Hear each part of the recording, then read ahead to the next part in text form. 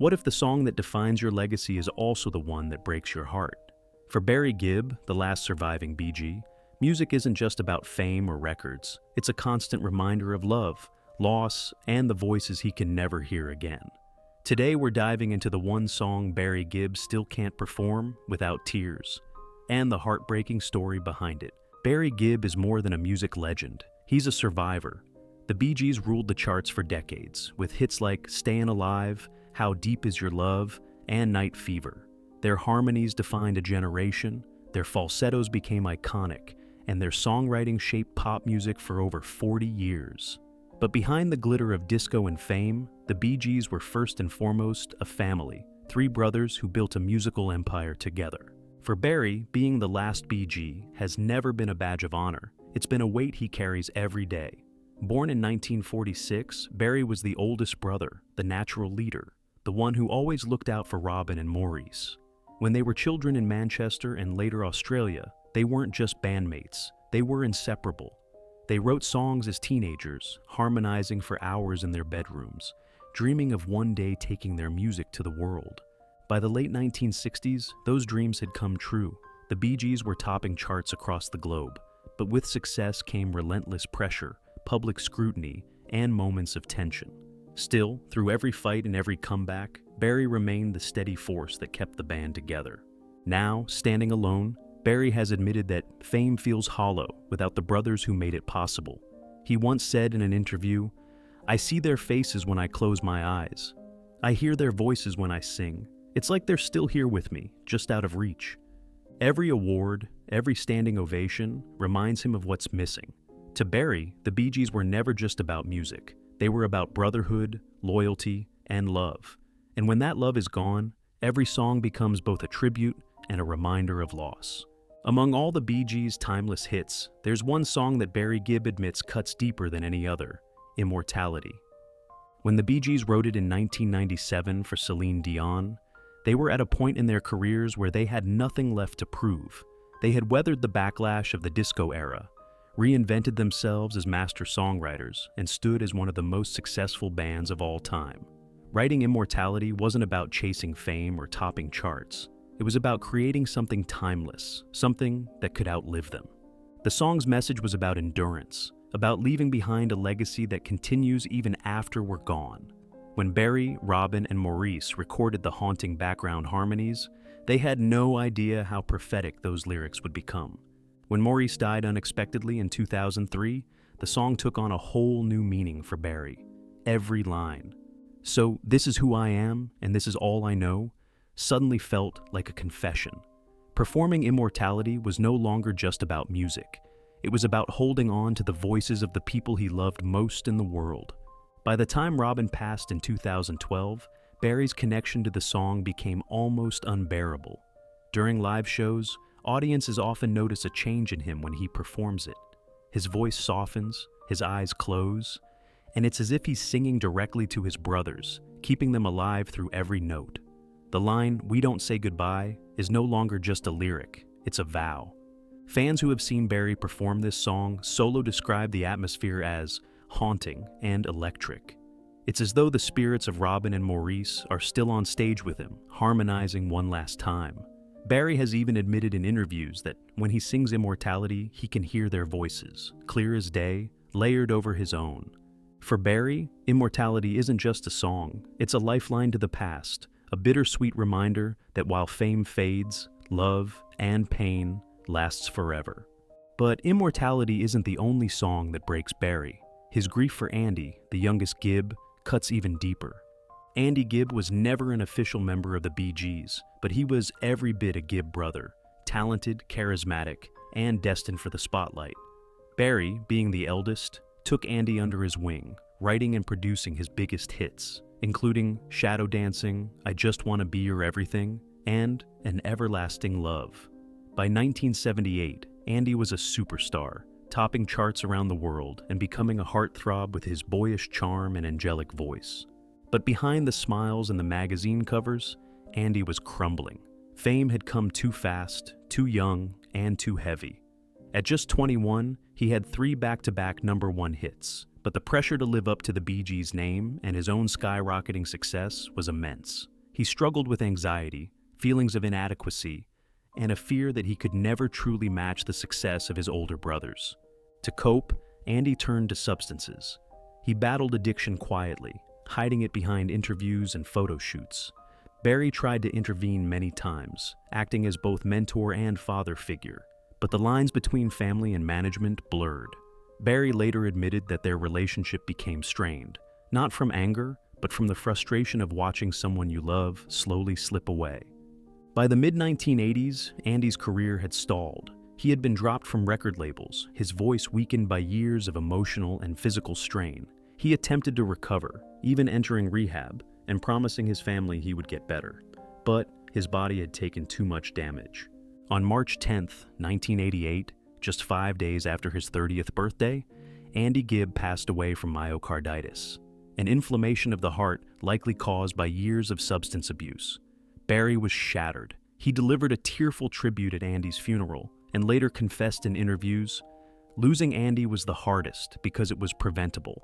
I always ask myself if I could have done more." There are whispers of an unreleased demo Andy recorded shortly before his death, a raw, emotional song meant only for Barry. Though its existence remains unconfirmed, those close to the family claim Barry has kept the tape for over 30 years as a private, sacred memory. For Barry, Andy's voice lives on, not just in his hits, but in the silence of that song that may never be heard by the world. Another song that carries unbearable weight for Barry is "I Started a Joke," a haunting ballad written by Robin Gibb in 1968. At the time of its release, the song's lyrics were shrouded in mystery. Robin never fully explained its meaning, and fans speculated that it was about faith, redemption, or the pain of being misunderstood. But the true power of the song lies not in its explanation, but in its emotional resonance. Its somber melody and Robin's trembling voice created something timeless, an anthem for anyone who has ever felt the sting of regret or loneliness. For decades, I Started a Joke was a Bee Gees classic, performed with the signature harmonies of Barry, Robin, and Maurice. But after Robin's passing in 2012, the song became something different. When Barry performs it now, it's no longer just a ballad, it's a conversation with his late brother.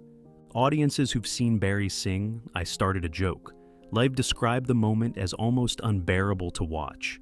The stage often dims to a soft blue, a single spotlight illuminating Barry as he closes his eyes, letting Robin's words pour through him.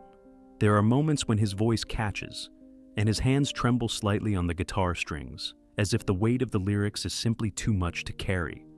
Lines like, "I started a joke which started the whole world crying, but I didn't see that the joke was on me," have taken on a new layer of meaning for Barry. He's openly said that the song feels like Robin's voice still speaks to him, almost as if he's harmonizing with a ghost. Critics once dismissed the Bee Gees for their disco image, but I Started a Joke strips all that away, reminding everyone that beneath the falsettos and glitter were three brothers writing from their hearts. For Barry, performing it today isn't about the charts or the fame. It's about honoring Robin's spirit, reliving their shared history, and acknowledging the pain of being the last man standing. The Bee Gees' music may have sold over 220 million records worldwide, but for Barry Gibb, these songs were never just hits. They were the soundtrack of his life with his brothers. Each lyric they wrote together holds a memory, each harmony a moment frozen in time. When Barry sings classics like "To Love Somebody," "How Deep Is Your Love," or "Immortality," he isn't just performing. He's revisiting the years when Robin and Maurice stood beside him, shoulder to shoulder, sharing the same dream. The Bee Gees were unique in the way they worked. Unlike many bands built on contracts and convenience, their bond came from blood. They were brothers first, musicians second.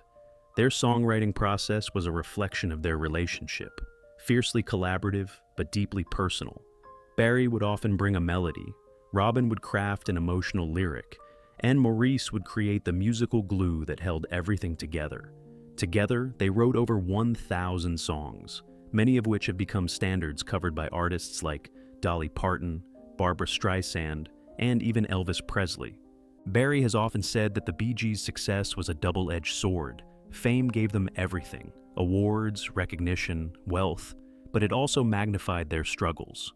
They faced criticism during the Disco Sucks backlash in the late 1970s, which saw their image mocked and their music dismissed by critics who failed to see the genius behind their songwriting. Yet, through it all, the brothers leaned on each other. "No matter what the world thought of us, we had each other," Barry once said. That was all that mattered. But standing alone now, Barry admits that fame feels empty without the people who built it with him. In interviews, he's shared how difficult it is to walk past the gold records on his wall or see old footage of their concerts. He's even confessed that sometimes he can't listen to certain Bee Gees songs because the harmonies, once full of life, now feel like echoes from a time that will never return. For Barry, the music is both a blessing and a burden. It immortalizes the Bee Gees' legacy, ensuring they'll never be forgotten. But it also reminds him of everything he's lost. When he steps on stage today, every chord he strums and every note he sings carries the weight of love, brotherhood, and grief that fame could never replace. So, which song truly breaks Barry Gibb the most?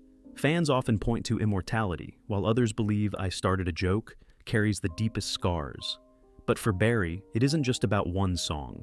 It's about the memories behind every lyric, every melody, and every harmony that once belonged to the brothers he'll never see again. When Barry performs Immortality today, it's not just a performance, it's a conversation with ghosts. The song's opening line, "So this is who I am, and this is all I know," feels almost autobiographical. He is the last voice of a once unbreakable harmony, the final thread connecting a golden era of music to the present. As he sings, the recordings of Robin and Maurice's voices still accompany him, their harmonies preserved like a time capsule. It's as if they're standing just behind him on stage, whispering through the speakers, reminding Barry and the audience that their spirit hasn't faded. Fans who have attended his solo shows describe the moment as almost sacred. The lights dim, and Barry often closes his eyes, his voice trembling slightly as he sings the chorus, "We don't say goodbye, we don't say goodbye." For those few minutes, the entire room feels like it's holding its breath, watching a man both celebrate and grieve the greatest love of his life, his brothers. Barry has admitted in interviews that Immortality reduces him to tears because it brings back the sound of their harmonies, a sound that defined his life, but now only exists in recordings. He once said, "When I sing that song, I hear them. I can still feel them there. It's like they're saying, 'We're still with you.'" Yet, the pain is bittersweet. For Barry, Immortality is both a promise and a reminder. It promises that the Bee Gees' legacy will live on through their music, but it also reminds him that he's carrying that legacy alone. And that's what breaks him. Not the applause, not the fame, but the silence after the final note fades. Because in that silence, he's just Barry, the big brother who would give anything to sing with Robin, Maurice, and Andy one last time. Barry Gibb's journey is more than the story of a legendary band. It's the story of a man who has carried both unimaginable success and unbearable loss. Every time he steps onto a stage, he isn't just performing for the crowd. He's performing for his brothers, for the memories that shaped him, and for the love that continues to echo through every lyric. Immortality isn't just a song anymore. It's a living testament to the Bee Gees' legacy, a song that reminds Barry and all of us that music can transcend time and even death. When Barry closes his eyes and sings, you can almost feel Robin and Maurice beside him, their voices weaving through his own, turning every performance into a heartfelt tribute. Barry once said, "I will carry them with me until my last breath." And that's exactly what he does. Every falsetto, every note, every tear is a reminder that the Bee Gees were never just about fame or disco. They were about brotherhood, resilience, and love that can't be erased. Which Bee Gees song hits you the hardest? Do you think Immortality is the one that truly defines Barry's grief? Or does I Start a Joke speak louder? Share your thoughts in the comments. We'd love to hear your stories. If you want more untold music stories filled with heartbreak, hope, and the legends behind the greatest songs, subscribe to Backstage Melody. Because here, we don't just tell the stories of the hits, we keep the memories alive.